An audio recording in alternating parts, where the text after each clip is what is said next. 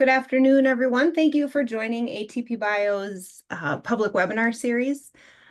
My name is Alyssa Berger, and I'm ATP-Bio's Administrative Director, and I would like to introduce you to our director, John Bischof, who will be presenting ATP-Bio's State of the Center today. So, John, with that, I will turn it over to you. All right. Thank you, Alyssa, and thank you all for joining. Can everybody see my screen all right? Looks good. Okay. So I want to also mention that this is a joint webinar with the Society for Cryobiology, so we're super happy about that. And just again, want to welcome everybody. So we had a renewal site visit not too long ago, just about a month ago now, and I'm sure you're all eager to know what actually happened. So this is what we got from the NSF in terms of the site visit response. And remember, this is what is supposed to be telling us whether our 5-year renewable grant, our $26 million ERC, is going to be renewed for another 5 years, another $26 million. So the intellectual merit and the broader impacts are high. The vision is high quality. The strategic planning is high quality. The review team also finds our convergent research high quality. Our teaming as a convergent team science effort is high quality, and the management and organization is evaluated as high quality. So I was very pleased to see that their recommendation, they have what they call low, mid, and high. And their recommendation was high and to actually continue support. So this is kudos to all of us, everybody that participated. And I'm going to do some outlining of the really fantastic work that all the pillars and components put into this to give you the state of the center that was really able to take us to this, what I think is a huge win. The process whereby we are renewed is not over. So, it's possible that they won't renew us. But I would say at this point, we have done everything possible that we can do to show them that we should be renewed. And I am cautiously optimistic that we will be. So again, we're a convergent team science effort, and this was our original concept when we came together to address these overarching challenges in stopping the biological clock, bringing our physical engineering and sciences on the right together with our biological and clinical sciences on the left to address excessive ice formation, CPA toxicity, and thermal and mechanical stress in the field of cryobiology. And in addition to having a successful site visit, we actually also were invited to put our name in the hat for an interdisciplinary team science medal in bioengineering. So this, I just got literally this, within the week, the letter telling us that we are going to receive the Edward Grug Interdisciplinary Team Science Medal this year. So this is another sign that ATP-Bio is firing on all cylinders and doing a wonderful job. So kudos again to the team, and we'll be presenting. I will go, and I think Mehmet might also be there to present at the summer bioengineering meeting where this will be received this year in June. So our vision, I think everyone knows, is to stop biological time, and we're really working in healthcare, biodiversity, and food supply and sustainability. And what is really begun as a national effort will begin to show you that as we hopefully are renewed and continue to work together, we will not only have national, but we feel whole world impact with what we're doing in these three important areas. So this is the vision and impact that, again, we had in our original documents and some of our original blue ribbon presentations. So we start with preserving living things. Those are our test beds, cells, organoids, organs, and whole organisms. And then once we have all of those protocols in place and we've studied the fundamentals, then we want to store, transport, and deliver them around the world. And that's really where we see our center going in the next 5 years, is really making those living products available around the globe in these areas of emphasis. So it's really a cryo supply chain. And, we're certainly not the only people to know this, but I think we're certainly the only ERC to go after this point, which is that, in the green boxes, that's a lot of where NSF and NIH funding in our area has focused, the ability to do isolation of cells, organs, and organoids from different systems, living systems, and then culturing them and engineering them and even doing genetic engineering. But if you want to get to those societal benefits in the blue boxes on the right, then you really have to pass through the red-orange boxes. And each one of those is really around this cryo supply chain, the storage, the shipment, and transport. So that is where we're headed now. And so we're still in the 5th year, but preserving living systems and products and really figuring this out on the basis of each of the test beds. And then in years 6 through 10, hoping to move these living products around the world. And then we, of course, want to be a sustainable entity, to become sustainable at the end of our time. And as the NSF funding sunsets, something else will take its place. And so there has been quite a bit of discussion around that, a lot of discussion around stakeholder engagement and folks that we're going to work with, companies that we're spinning off or collaborating with, to try and make that a reality as well. And I'll try to tell you some of those stories.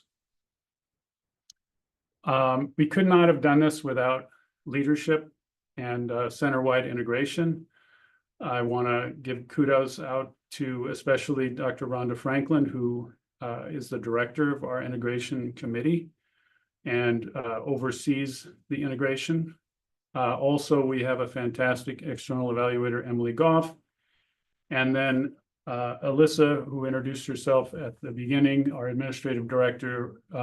They all work very closely with Mehmet and I in terms of strategic leadership. And I think we've been very successful, but we've also been very lucky to work together on this.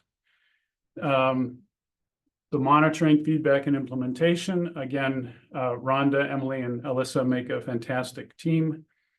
And in the site visit report, they called out many examples of how well this is working. And then we really, I think Alyssa and Emily are a great example of that, but we have it in pretty much every one of our pillars, is examples of how our faculty and staff are really working in partnership and how we work together to get things done. And I think that has been fantastic. Of course, our trainees are also a huge part of this, but especially this faculty and staff partnership aspect, I think, has been really, really gratifying. And then we have this breakthrough work on the ethics and responsible research that goes on. Susan Wolf and Tim Pruitt are leading this, and there are many excellent examples of what they have done in terms of thinking ahead about how these new technologies are going to go out and hopefully be embraced by society, but what some of the barriers might be and how we can start those conversations now around anticipatory governance and ethical, legal, and societal implications of what we do. And then they're also studying how we as a convergent team group work together in this NSF grant, Net Ethics, which actually studies how people in these team science activities work together and what works best and what might need improvement or be an opportunity. So we've kind of transitioned our operating mode. And what you see there are our pillars. So in the upper left there, diversity and culture of inclusion, engineering workforce development, EWD, IE is innovation ecosystem, convergent research, of course, where we have our different thrusts and test beds, and then EPP, which I just introduced. And now we're a bit more of a network model. So instead of a hub and spoke, where there's this only sort of like central activity and then bridging out, and this would also apply to some of the institutions that are part of this. Now we're really working together in a really coordinated networked fashion, which again is highly gratifying. One reason or one part of that, I guess, is that our core institutions now are showing significant leadership. So Guillermo Aguilar is the PI at Texas A&M University. Rul Jayarman and Matt Palapam are the other two faculty there, and they're helped by Jojo and Crystal on the staff and the trainee side, and they are basically bringing their leadership and as a leading public HSI, largest, if I understand correctly, largest university in the land now, a focus on space and food and aquaculture, and then the particular strengths and expertise of the different labs that are basically able to then help us move in new ways around agriculture and space in particular. And this is Matt, who just has implemented, with the help of Tim Pruitt from Minnesota, an isolated heart model. And I think also there's a kidney model that is now operational at Texas. And so that's another example of cross-institutional fertilization and collaboration. I want to also celebrate Lorenzo's leadership at the University of California, Riverside, who is joined by Yadong Yin in chemistry and material science, and Jin Nam, who is in biomaterials and stem cell biology. And they are really focused, again, in their particular areas of expertise around nanomaterials and stem cell biology, but they're really also very interested in the cryo supply chain because of where they are in the Inland Empire. And Guadalupe Ruiz, who is helping with the EWD and DCI components of this. And Lorenzo will be welcoming us in March to the annual meeting, and I'll say another word about that a bit later. So we have our leadership group, Mehmet and Alyssa and I, in the director positions, and then Mehmet and I are also PIs of different institutions. Guillermo and Lorenzo are PIs of their institutions. Those are the 4 core institutions. Keisha leads our diversity and culture of inclusion pillar. Rhonda, I already mentioned, is our integration director.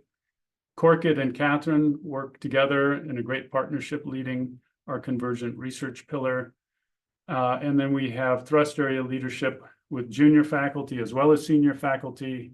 And even in thrust area 3, Zhang Hu is a trainee who's transitioning into a research professorship at Minnesota. And in the test beds, again, we have professors from various institutions. And then Nick Suckowitz also is a trainee who's participating there because of his deep understanding and work in the coral ecosystem. Seth is leading our engineering workforce development. And I think many of you have seen the note that Alyssa sent out, but Seth will be leaving us in January. He has a PhD in limnology, so he's actually going back to his first love to work with in education with a group, I believe it's called Freshwater here in Minnesota, and be in charge of the education around that. So we'll be sad to see him go, but he has been a fantastic leader in the EWD space.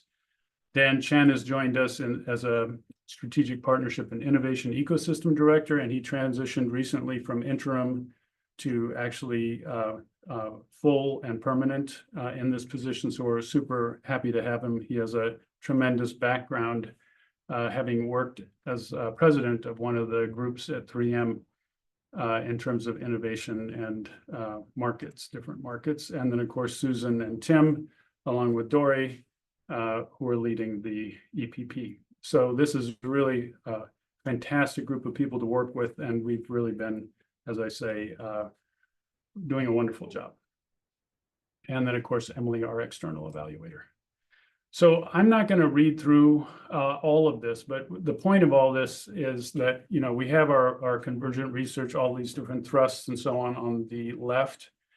And we have all of this, you know, snapshots of progress pretty much in every area where we have proposed to do things, we have done them, and we're reaching our milestones. And then we've also proposed what success looks like over the next 5 years, and, you know, really focusing in on what is this cryo supply chain, how can we enable that, how can we help build that,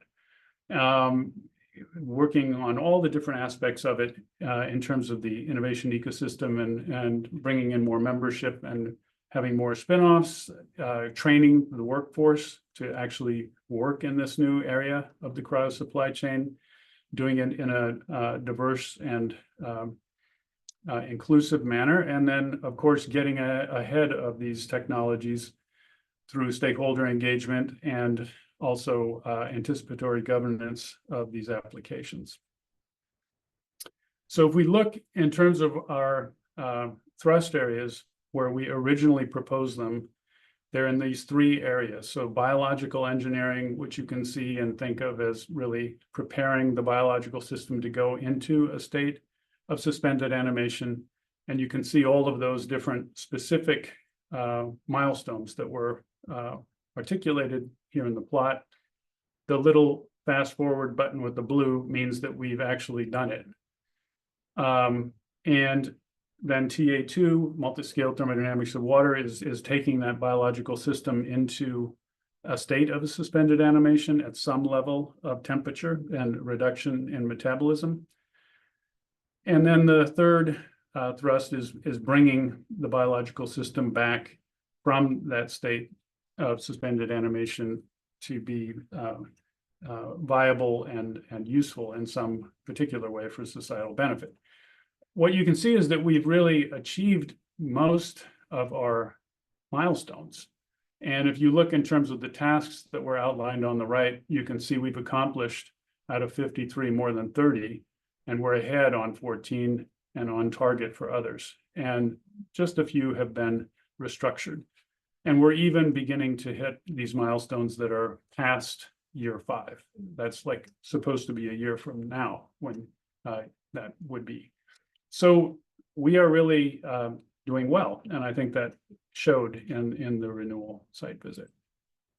And maybe looking at this a different way is that, you know, we've continued to publish in very high-level journals on nanomaterials, as well as on, say, red blood cell banking and what that might mean in terms of lab-on-a-chip technologies for precision medicine. We've done some of the first work around organoid cryopreservation for the treatment, in this case, of diabetes, freezing modulated 3D cryoprinting for both tissue engineered products, but also for food. And then working at the organ level in terms of preserving and bringing back organs that are transplantable. And then even working then in the organism space around corals or insects, and most recently, some of this really spectacular work that Mary Hagedorn from Smithsonian has been leading around safeguarding Earth's biodiversity by creating a lunar biorepository.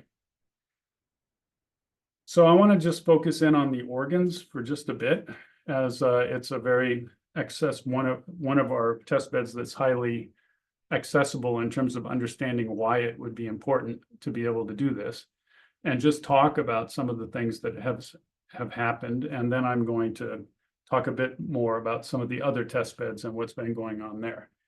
So this is actually a graphic that Corkit put together some years ago, talking about how the reduction in temperature will actually also reduce metabolism and therefore give you a longer storage duration of a viable biological system. And so Massachusetts General Hospital, Corkit, foremost among them, but also with Maish and Mehmet and others, Shannon Tessier, and Becca and many other trainees, as well as faculty, are working on both supercooling and partial freezing in what we call high sub-zero preservation technologies, that they are really pioneers and leading, I would say, in the world, those types of technologies.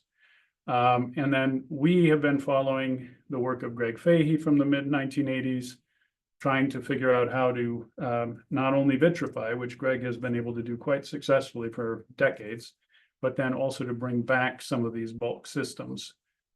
Because if you're vitrified, your time frame for duration really kind of like goes away. You don't need to worry about it. And in fact, when we think about a lunar biorepository, we're thinking about storing things probably in a glassy state so that it would have a, a very, very long duration. And, the engineering part of this, of course, is the manipulation of the temperature, pressure, and concentration to get to this suspended animation. So this is a nice graphic, again, that Corkett and Catherine put together for the site visit, and showing, that even back in 2014, which was one of the key papers that led us up to a successful site visit in 2019, the liver supercooling work was already well underway. So they were working on rodents in 2014. And you can't make this up. We were having our final site visit to decide whether we were going to get the initial, tranche of the ERC. And Corkett and team took Nature Biotechnology's front cover there, 27 hours for a human liver, which is 3 times more than what was possible at the time. And, fast forward a bit, now there's partial freezing, which actually extends from, 3 days out to, even 10 or more days. I've heard that they have work coming now with kidney partial freezing. You can see it there. It has not been published yet, but they may be out to 30 days on this with a porcine kidney, which is just phenomenal. And also, it looks to me like that. That's the porcine versus the human kidney. And then we're also we have been making strides, still working at the rodent level. But what you see there is, at least in terms of the ability to vitrify, we can vitrify a whole porcine kidney. And so this is very exciting, and hopefully means that we'll be able to use all of these technologies soon to bring back bulk scale systems. This is just showing that there's more. This is also the work of Matt Palpalm down in Texas, who's working on using isochoric approaches to extend storage with an isolated heart model. And he also has my understanding is he's also working on another kidney model with Tim Pruitt, again from Minnesota. There's, organs are in the news all the time now. And so xenotransplantation is coming. And Corkett is very much a part of this. You can see he's in the authorship of that 2-day static cold preservation work from xenotransplantation. And he, as well as we, believe that cryo preservation will play a role in the xeno organ markets as well. So with the organs, we're doing the research, but we also have all of the other aspects, the innovation. There's companies, startups, and licensing and so on going on. There's workforce development going on, diversity, culture, and inclusion, and also a whole lot of discussion around ethics of organ preservation. And so, this is just showing some of the work there in rodent kidneys and livers, moving on up to both rabbits and pigs. And I took that didn't show up very well, but that's one of Greg Fahey's cryobiology articles there under rabbit kidneys. And then also coming up with new approaches around nanowarming with improved nanoparticles.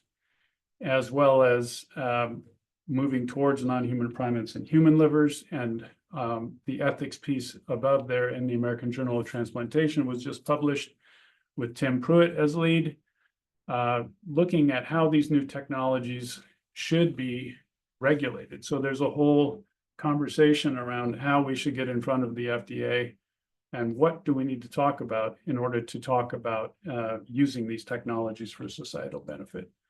And then, what's next? Human organ perfusion test bed, working with some of our ATP-Bio partners, transplantation, both xeno as well as clinical.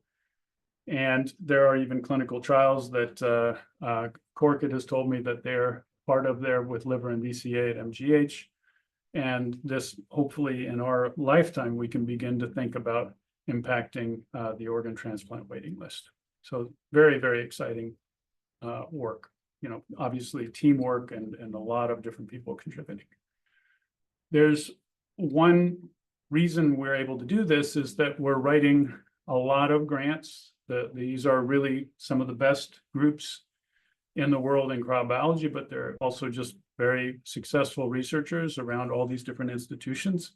And these are just some of the examples of grants that have gone out. UO1s, RM1s, an NSF Engines grant that Corkit has out there.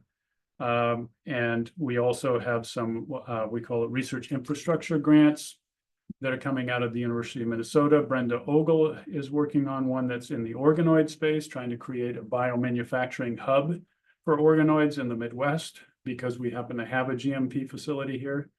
And then working to actually commercialize this with some of our startup companies and other companies. So a very nice ecosystem that is developing here. And that's not the end of it. So a little bit on organs, a little on organoids. There's also a lot going on in food. And I won't walk through every piece of this slide, but Boris's lab has been working on 3D printed food for dysphagia. There's a lot going on, again, just the printing piece, but also the use of isochoric seems to greatly enhance the storage capabilities around food. So a lot of really exciting work in that area that both Matt and Boris and others are doing. And then coming again to the work of Mary and also Nick Suckowitz, who is actually now at the University of Minnesota training here, but formerly trained with both Mary as well as Terry Tiersch down in Louisiana State University around aquatic systems. You can see these different landmarks. Many of them, I think probably all of them, had Mary's leadership allowed it to happen. But yeah, Nick is out there, actually now trying to work with the Minnesota Zoo, also getting out into the world in Curacao to actually bring in coral embryos that are spawning, and actually considering what coral aquaculture might look like in the future, and the ability to begin to actually culture coral on land before putting it back into the ocean to get the maximal uptake of the coral into the damaged ecosystems that are out there in the world, and then maybe bring in assisted gene flow and other approaches that can make the coral as robust and resilient as possible before they go back. And so these are collaborations with the Minnesota Zoo, a bunch of different coral researchers around the world. And you can see there's a lot of very exciting work here. He just came back from the Great Barrier Reef, for instance, where they were doing some of this work at Ames with the leadership of John Daly. And what that leads to also then in the organismal space is, like, if we can do it for coral, maybe we can understand how to use that to understand how to work on fish and aquatics, and then also work on insects. And we begin to understand if we use what we learn from corals as an example, or we learn from maybe a Drosophila protocol that I'll tell you about, we can begin to create frameworks for teaching these protocols to people all over the world in a way that as far as I know, has never been possible. And this may allow us then to impact not only in aquatic systems, but terrestrial systems that are stressed as well.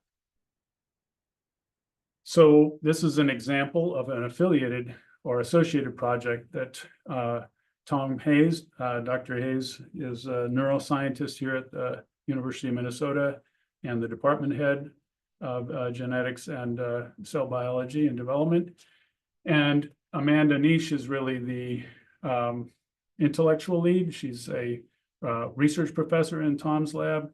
Tam Lin is a lab manager in my lab. And then we have Lavender and Ken. Lavender is a technician, and Himanshi and Cooper and Ken are all trainees who are learning the protocol. And one of the reasons why they can learn it is we've created, this is from the original protocol that Lee Zan published in 2021.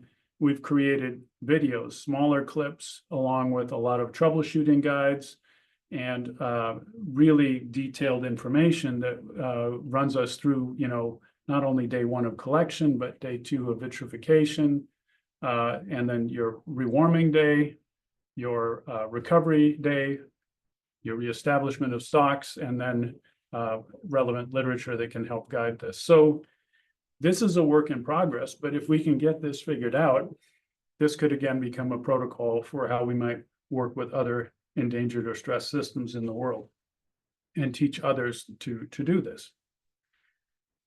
So one idea, another idea, great idea, I think, coming out of convergent research, and this is Corkin and Catherine really driving this, is that we want to have more flexibility and agility within how we assign the projects and build the projects. So we want to have as many in-person meetings as possible. And we want to allow working groups to develop, to begin, and maybe they coalesce, maybe some of them might go away, but allow some of these new focus areas to really, where there's a lot happening and there's a lot of really good ideas, trying to capture that. And then, webinars to make sure that we're disseminating, and then more gatherings to bring the entire convergent research groups together. And then these leadership meetings, of course. So this is sort of a heads up that convergent research is going to have a lot more interaction, I think, going forward to capture all of this incredible innovation that's going on in the field. That also leads us then to training opportunities. And so this is a slide from Seth and EWD, where, he puts it in terms of like, you want to first inspire, then you prepare, and then you advance people. And this is in terms of their training, whether it's the PhD or a different degree. And there's all these different steps along the way to do that. Once a person is actually graduated and out working in the world, it could even be things like micro-credentialing to bring people back to learn about cryobiology and allow them to then implement that where they might need to in the world. So just showing you some of this, has this kind of thing happened? Is there interaction? How does that interaction look? These are 14 projects that show integration across our institutions. And 8 of them have more than 2 sites, and 2 of them have 3 institutional sites.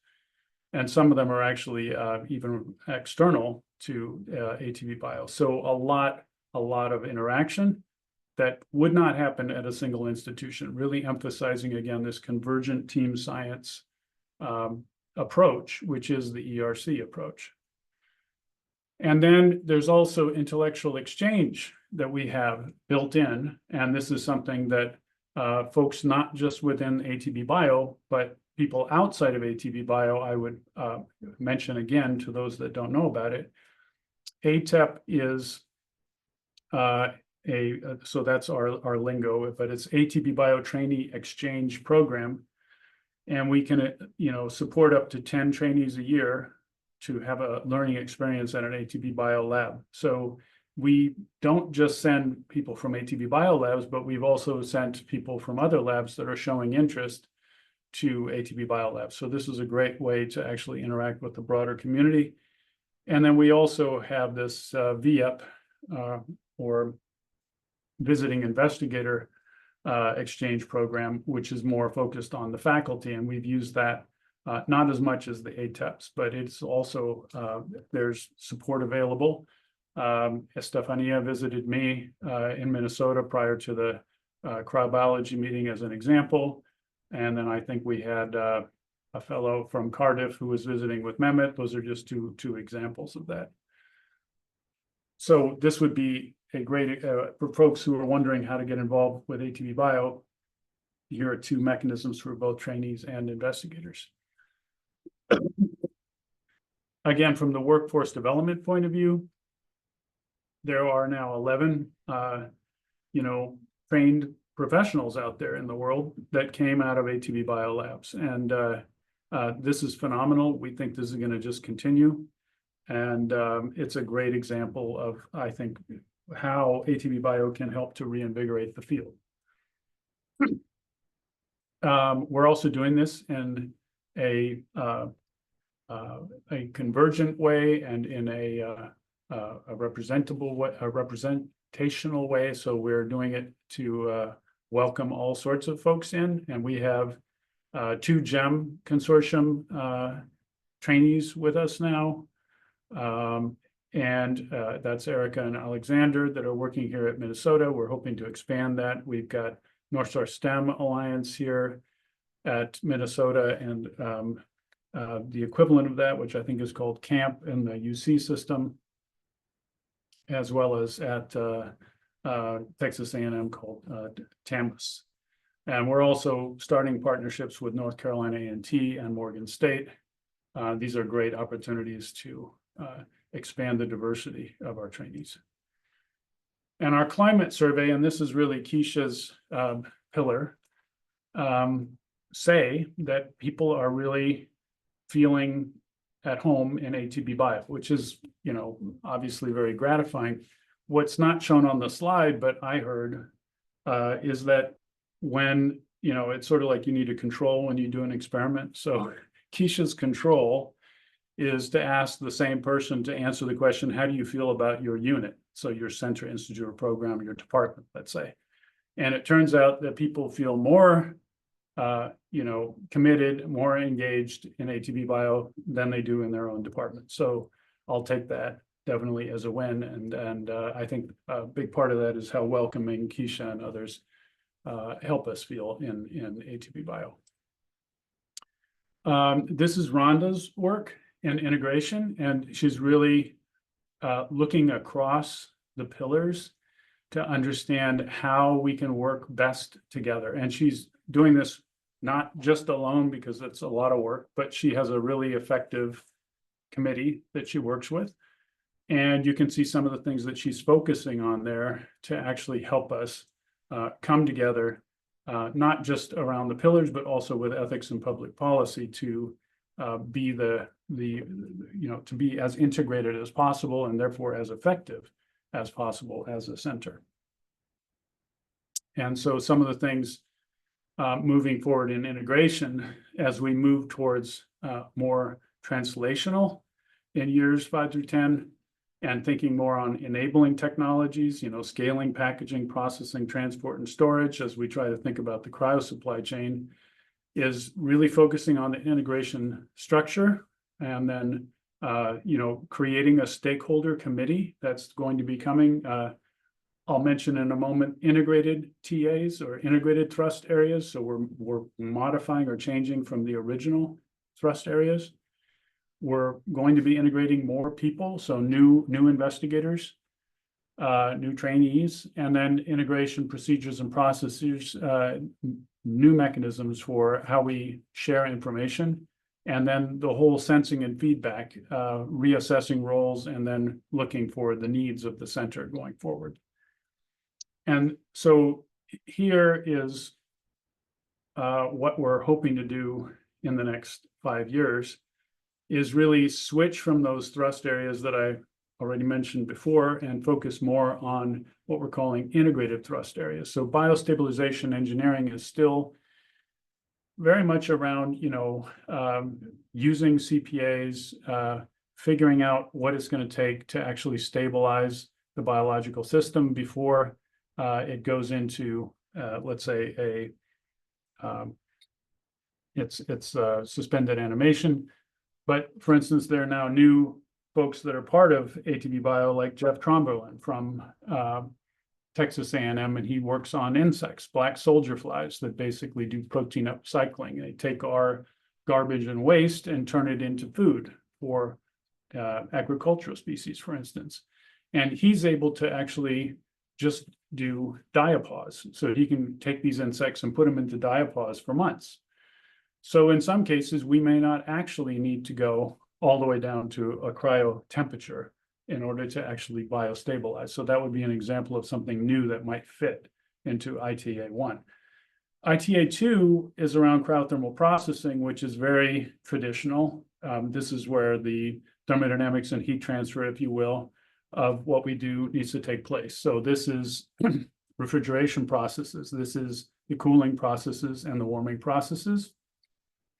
And then we have a new ITA3, which is cryo supply chain management. And right now, that integrated thrust, this year, 5, has not been populated, but we, over the course of this year, will be populating that with new projects or modified and extended projects from the existing thrusts. So this is where we're headed in years 5 through 10. I want to celebrate again the amazing work of Susan and Tim in running the Ethics and Public Policy Group. They have a new, if you haven't heard about this, Journal of Law, Medicine, and Ethics, where it's a 10-paper symposium on emerging technologies to stop biological time and looking at the ELSI implications and challenges of that. That's been phenomenal. There's many more manuscripts, including the one I already mentioned that Tim wrote around trying to get ahead of sort of anticipatory governance of these new technologies within the case for organ cryopreservation. And then their whole work around net ethics, really studying us to understand how team science can be done in the best possible way, which is not going to just inform our ERC, but probably a lot of other ERCs and team science work in the future. We have a really robust group of companies, as well as NGOs and innovation partners that are a part of ATP-Bio now. So we have 40 partners as of 2024, which was a big growth, 48%, almost 50%. And not surprisingly, most of those are in industry. And then you have some that are government or NPO and some that are innovation. And we're looking, as we move towards translation, to really engage even more strongly with these groups and to actually see that we can actually begin to move our protocols and our technologies out into the markets to have some impact in society. So if we look at all of our industries, we know which ones are biggest, we know which ones are growing the most. And actually, the cell therapy industry right now is by far at the most promising stage and just really undergoing rapid growth. So, but we're really looking at all of them. And this is just to say that with the work of Carla Pavone and Dan Chen in the innovation ecosystem, we are trying to track our efforts and connect with these markets as we move forward. One way to do that is through startups. And so all of these startups are affiliated with ATP-Bio. Fogarty Innovation in particular is a really interesting story. This is a group that works with Stanford Biodesign, and they're in the Bay Area, and they are looking to come to Minnesota, and they are actually volunteering their expertise as an innovation partner to help us think about how we want to build our startups out. And so this is a really just one example. Of course, there's Silvatica, Avia Bio, and many others that are already well more established, let's say, within the cryobiology community. one important point is that this is an excellent opportunity for us to write SBIRs together, and we've certainly taken advantage of that. Over $14 million of joint SBIRs with these startups. Going forward, in order to bring our communities together, the translational community and our research community, our corporate and other partners, we really need to focus on stakeholder engagement. We have been doing that, which is part of the point of this slide, but we are going to actually create a stakeholder engagement committee to really ramp that up in year 5 and hopefully into the renewal period. So stay tuned for that. I think there's going to be lots of opportunity there. Some of the examples that we have done around stakeholder engagement. Whoops. Can everybody hear me?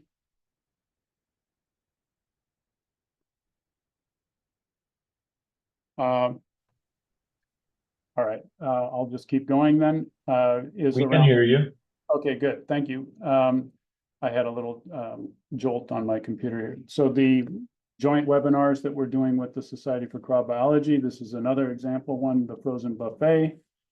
And then working with the NIH around things related to crop preservation of different animal model systems, organoid work, which is really ramping up at Minnesota, but nationwide and worldwide. There's an interesting podcast that should be coming up. It's called Not Impossible, and this is really going to be focused around what's possible with organ crop preservation in the future. I mentioned the symposium. There's also going to be one coming out shortly that's in the annual reviews of heat transfer. That's also going to have 8 papers that focus on some of the technologies in ATP-Bio. We're continuing to engage with cryobiology and look at ways that we can leverage the Society of Cryobiology and vice versa, and then also connect with as many of the cryobiological groups that are out there in the world.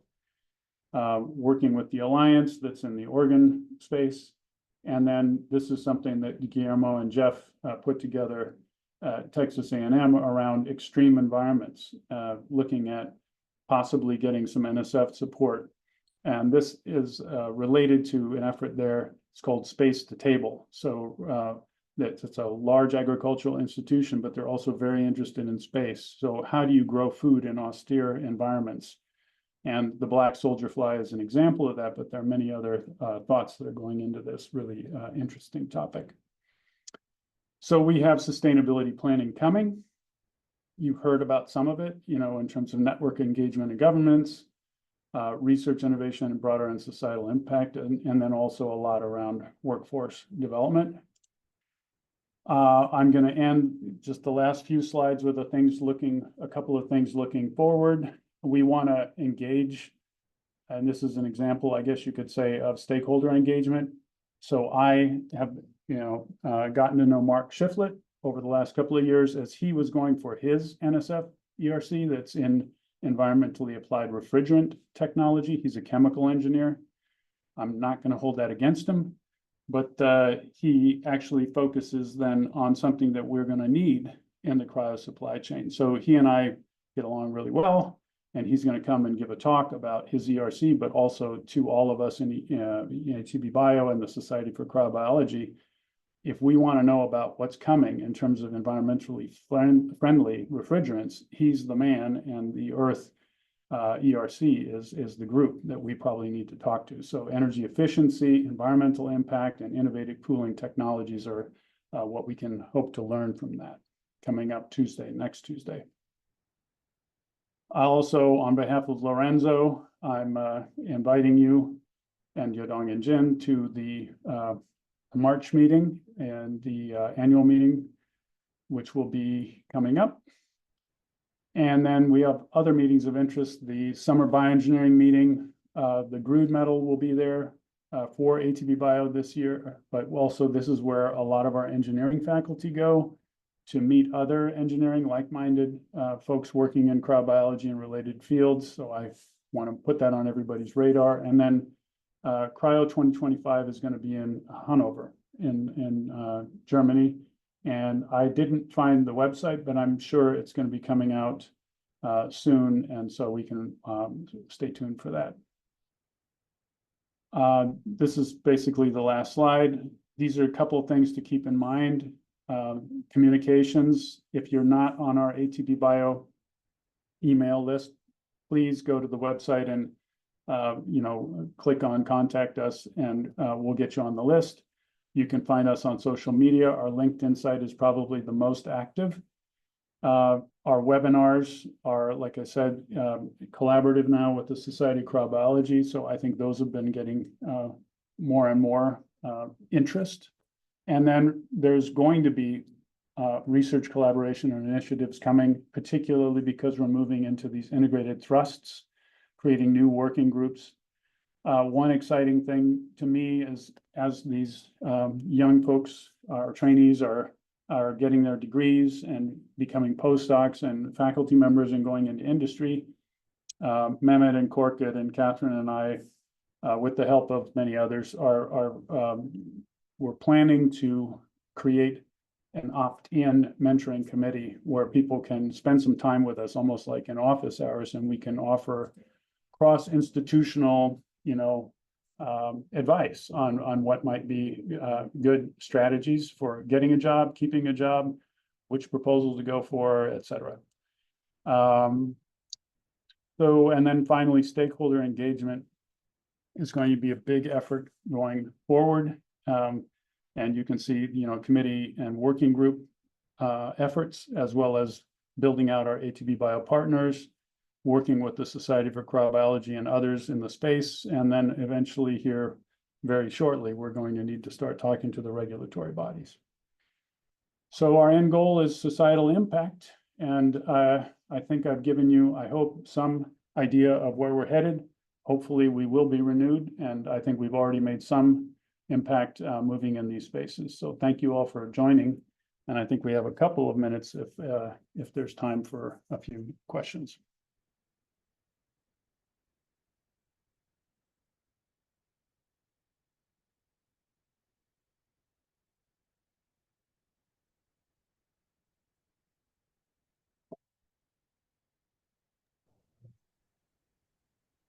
I'm still here if anyone wants to ask a question. It's just my computer did something funny. So John, maybe just I'll ask a basic administrative question. These slides that you went through, are they available for public distribution or not? I think we can make them. I have to just make sure I clean it because I don't want to put anybody's stuff out there that they don't want. But presuming that we can get it cleaned, I'm happy to make them available. I'd love to have them if possible.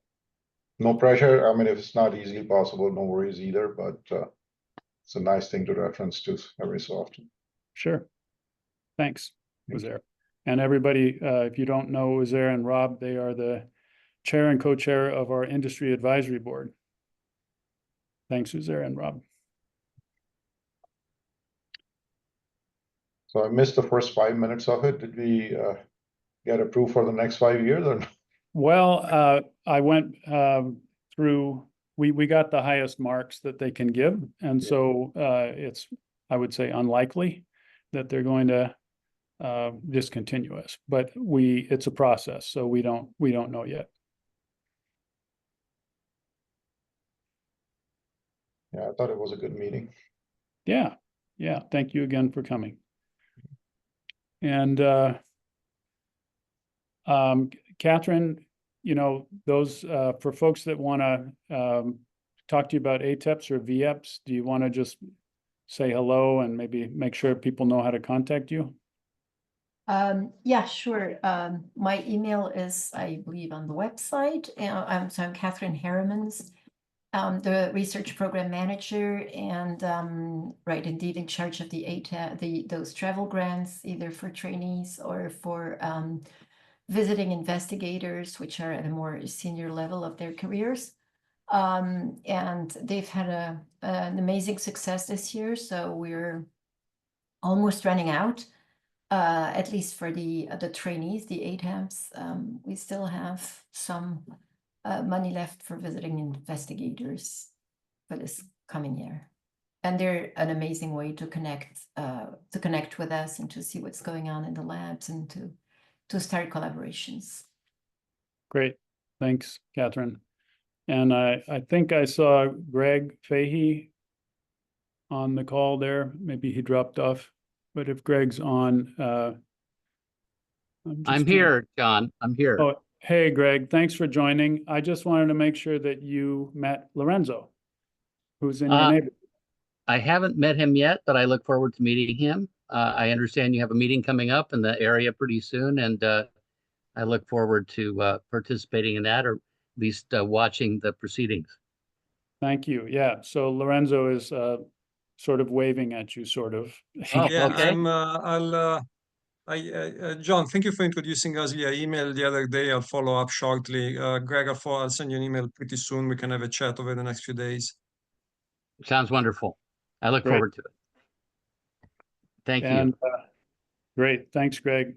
And I think maybe Ido probably gets the award for staying up the latest or being the furthest away. I don't know. Is that right? It's kind of hitting midnight now. Okay. Well, thanks for joining. Appreciate it. It was a pleasure. All right. And I see Terry there too. Terry, thanks for joining.